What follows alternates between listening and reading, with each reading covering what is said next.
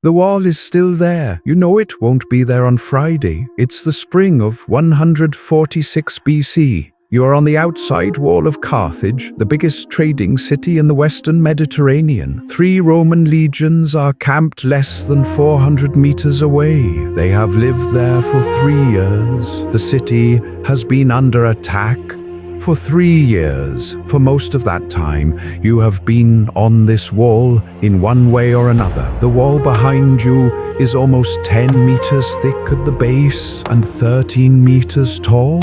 Every 60 meters, there are stone towers. This wall isn't just a barrier. It's a building with stables and barracks on the lower floors. Appian, a Greek historian who talked to people who lived through this siege, said that it could hold 300 elephants, 4,000 horses, and 20,000 soldiers inside. You trust him.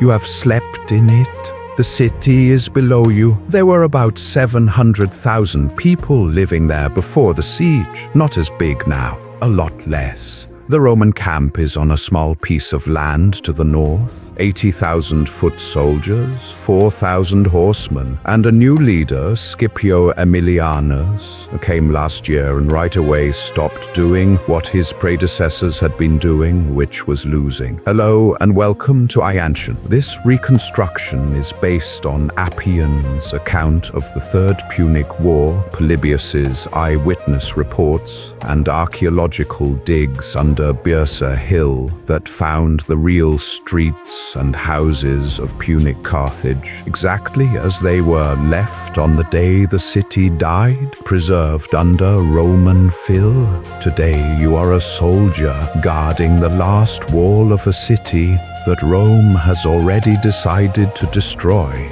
not losing, not take up space, delete. You need to know what you're defending before this weekend, because most people don't know what Carthage really was. The city in front of you is not a ruin, not yet. It was one of the most advanced ports in the ancient world. You have to see it before it burns, because after this week no one else will. Carthage is on a 3-sided peninsula in the Gulf of Tunis. The legend says that a Phoenician queen named Dido founded it, but this may or may not be true. The person who chose the spot knew a lot about maritime trade. The peninsula sticks out into the Mediterranean, but the Lake of Tunis on the west side protects it from the worst storms that come from the Atlantic.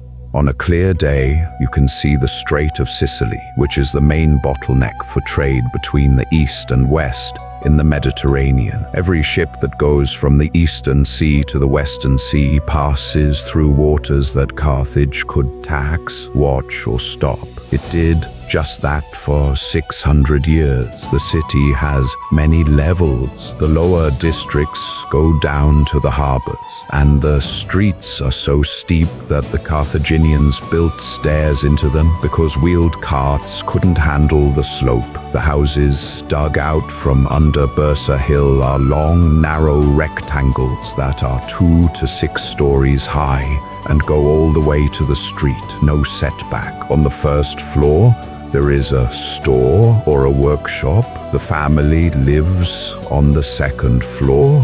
The upper floors of the poorer blocks are divided up and rented out, and there are internal hallways that connect all of the buildings. When the wall comes down, the Romans will fight through these houses, room by room and floor by floor.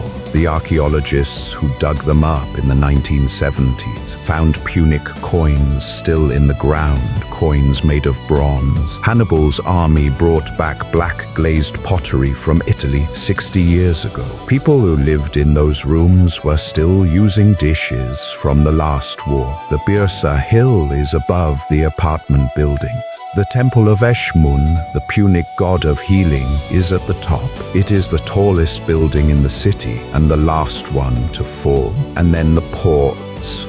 2 of them are next to each other on the southeastern end of the peninsula, both inside the city walls. The commercial harbor is a rectangle that is 425 meters long and has only one narrow entrance. Pretty normal. The military harbor is different. A round island is surrounded by a perfect circle that is 325 meters wide. The island is where the Navy is based. There are 220 covered ship sheds around the outside, each big enough for a warship and hidden by a wall so that no one can see the fleet from the outside. A ship could leave the Kothon and be in open water before someone on the shore had finished counting the oars. At its height, Carthage ran that harbor against Rome for decades. Hannibal crossed the Alps and almost took Rome.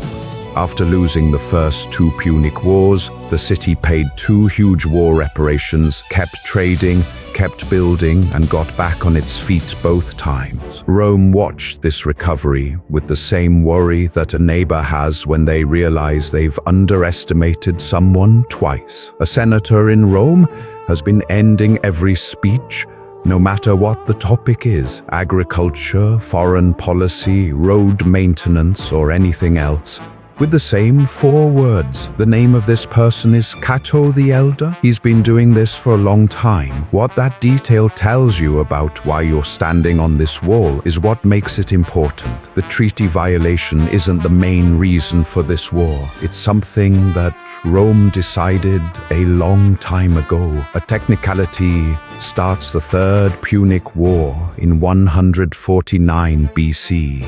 After losing the Second Punic War in 201 BC, Carthage signed a treaty that took away its empire in other countries, limited its navy to 10 ships, and made it illegal for Carthage to go to war without Rome's permission. Only in Africa, with Rome's permission. That was the deal. Carthage paid the war debt on time for 50 years, rebuilt its trade networks, and became rich again. Not rich enough to have a military empire because the treaty made that impossible, but rich enough to do business. Wood, purple dye, grain, and olive oil. The city got better faster than anyone thought it would, which wasn't good news for Rome. Then the Numidian king Massinissa, who was an ally of Rome, began to take over land that belonged to Carthage. Year after year, piece by piece, Carthage kept complaining to Rome. Every time Rome ruled in favor of Massinissa, a Carthaginian army finally marched to protect its own land without asking Rome for permission. Rome said that the treaty had been broken.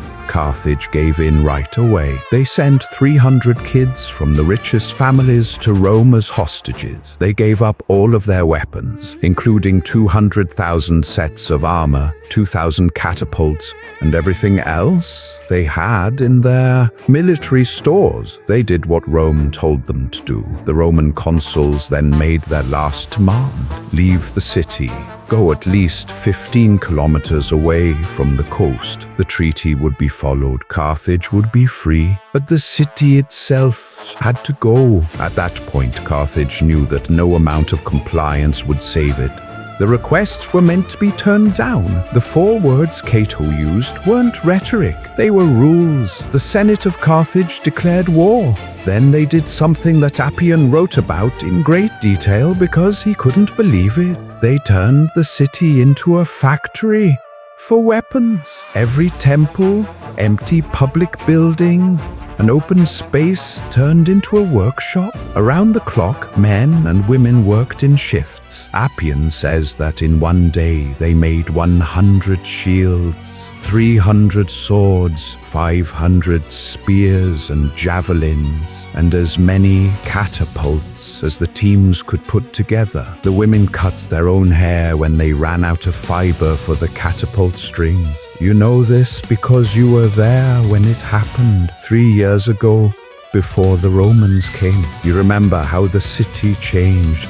It wasn't the noise of a busy port. It was the sound of a city that knew it would have to fight for its life. The Romans who came in 149 BC thought it would be easy to give up. They had taken the kids, taken the weapons, and gotten the city to give up without actually saying so. Instead, they found a city that had already begun again, and when a new Roman commander finally closed the harbor, the city did something that no one expected. In 147 BC, Scipio Aemilianus takes charge, but there is one big problem. The city is not starving. Blockade runners keep getting through. Small, fast boats that work the gaps in the Roman naval cordon at night. The city is smaller, but it still stands. Scipio's answer is a mole, which is a stone causeway that goes across the mouth of the harbor to physically close it. It takes a long time. Nothing can get in or out when it's done. What happens next is something no one saw coming. The Carthaginians secretly dig a new channel to the sea from inside the harbor, not through the current entrance to the harbor, but through a brand new opening that was cut into the harbor wall on a different side.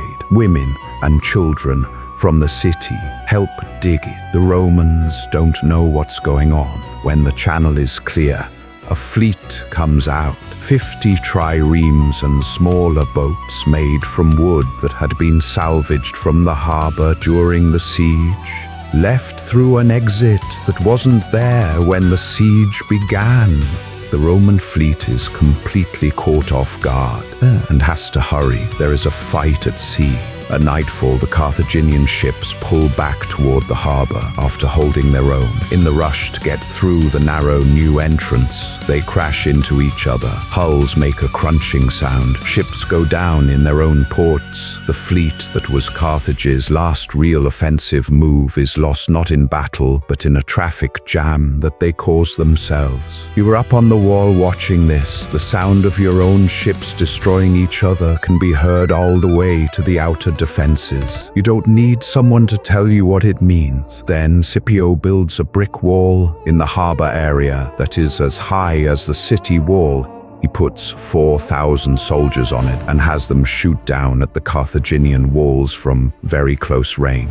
The field army that is holding out at Nepharis, which is 25 kilometers south, is wiped out in 3 weeks. Every city and town that still backs Carthage opens its gates. It's now the spring of 146 BC. There are only 6 days left. The last attack doesn't look like what you thought it would. Scipio doesn't use ladders to send his men over the walls. The breach is coming from the harbor side, which is the one side Hasdrubal wasn't looking at. And what comes next are 6 days that the Romans who lived through them spent the rest of their lives trying not to talk about in detail. The first day, the Romans break through the harbor wall at the Kothon. Hasdrubal had made his defenses stronger against attacks from land. He was wrong. A large Roman army is inside the city walls by nightfall. At this point, Hasdrubal does something that makes it impossible to negotiate any further. He brings Roman prisoners to the wall, men who were caught in earlier fights, and tortures and kills them in front of the Roman army outside. Polybius wrote that some senators from Carthage spoke out against it. Hasdrubal had them killed. At that point, both sides know that there are no terms to offer. Day 2, the Romans move into the lower city. There are 3 main streets that go up to the Byrsa citadel. There are 6-story buildings on both sides.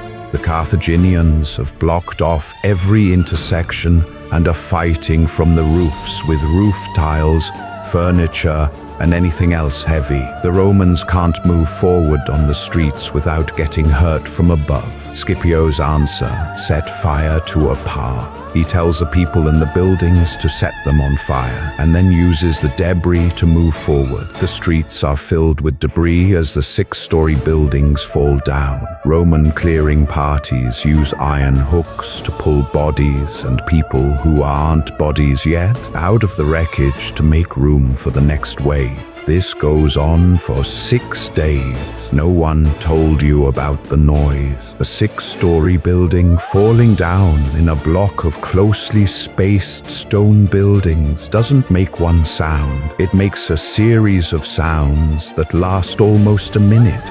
First the top floors, then the bottom floors, then the impact, and finally the dust. On the third day, the air over the Byrsa district is so bad that you can't breathe. The smell is worse than the air. You know what it is, so you stop thinking about it. You fall back up the hill toward Eschmun. One building at a time, each street gives up. The Romans take a building, use it to take the next building, and burn the ones they can't hold. First, we look at blocks, and then we look at individual buildings. At some point, the math becomes clear to everyone on the Carthaginian side. On the last day, 50,000 people leave the Byrsa and give up. They are the ones who made it. Polybius thought that the population before the siege was around 700,000. Those who leave are sold into slavery.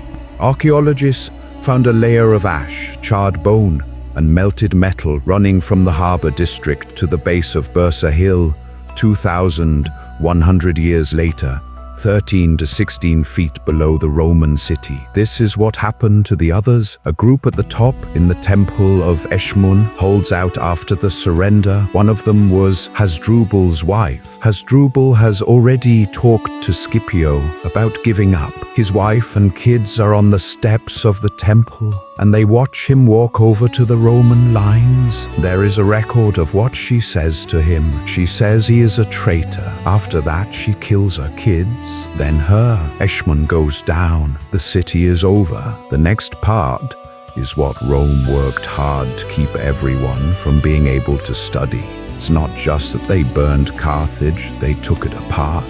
The way they did it shows you more about what Rome was afraid of than anything Cato ever said in the Senate. The fire lasts for 2 weeks, not because there is resistance, because the city is too big and too crowded for the fire to spread quickly. Polybius talks about Scipio watching the fire and crying, which is the most talked about part of the whole story. Some historians think that it was real sadness for a great civilization. Others read it as a Roman general showing the right emotion at the right time. Quoting Homer, while a city burns, no one alive knows which one it was. Everyone agrees on what happens after the fire. The Romans carefully look through the ruins. They take apart what the fire didn't burn.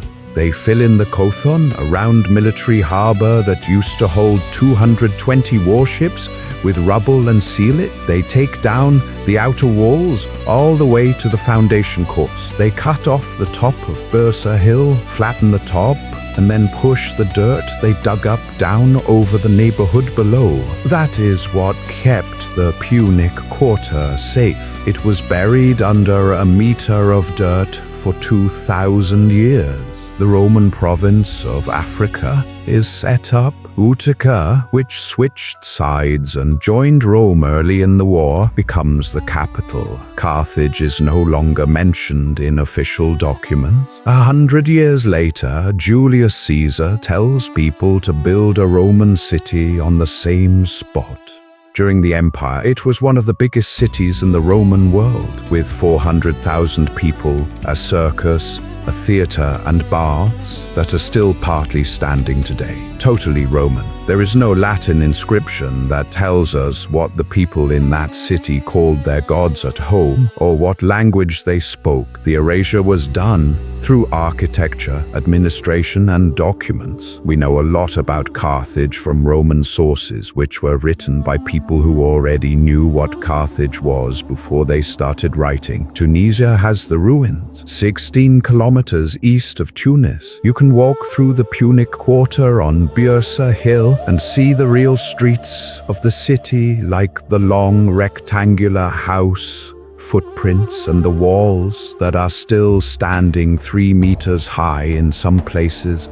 The slope is still there, and it's steep enough that you can see right away why they put in stairs. In 1975, someone found a Punic coin in one of the rooms. Bronze, worn, last held by someone who died within a week of 146 BC. The Kothon is still there, but now it's a quiet lagoon, shallow, full of weeds, and surrounded by modern villas. If you know what to look for, You can see the ring where 220 warships were parked in their covered slipways. It doesn't look like anything else. That's the part of Carthage that doesn't really hit home until you're there. Rome didn't win and go on. Rome went back and filled in the port, made the hill flat, constructed a new city above, wrote the past. Cato kept saying in the Senate for years that he was afraid, and it wasn't crazy. Carthage had come very close, really close, in the Second War. Hannibal won at Cannae. He set up camp outside the gates of Rome. 80,000 Romans died in one afternoon. In 146 BC, there was no military operation that caused a lot of damage to other people. The Senate made the decision during peacetime, ahead of time, because they thought a city that close once was a problem that needed a permanent solution. The 50,000 people who were sold into slavery after the surrender were not soldiers. These people lived through the week because they had a place to hide. The ones who didn't hide are in the layer of ash. It started when you were on the wall. The wall stayed up for 3 years. It didn't last forever. Nothing does. But for 3 years, with no navy, no allies, and no army in the field, a city of 700,000 people made catapult strings from their own hair, built a fleet in secret, cut a new exit through a harbor wall, and held the last wall until there was no one left to hold it. They did this against 80,000 Roman soldiers and a commander who knew exactly what he was doing. No one made a monument to that. Rome made sure of it. It happened anyway.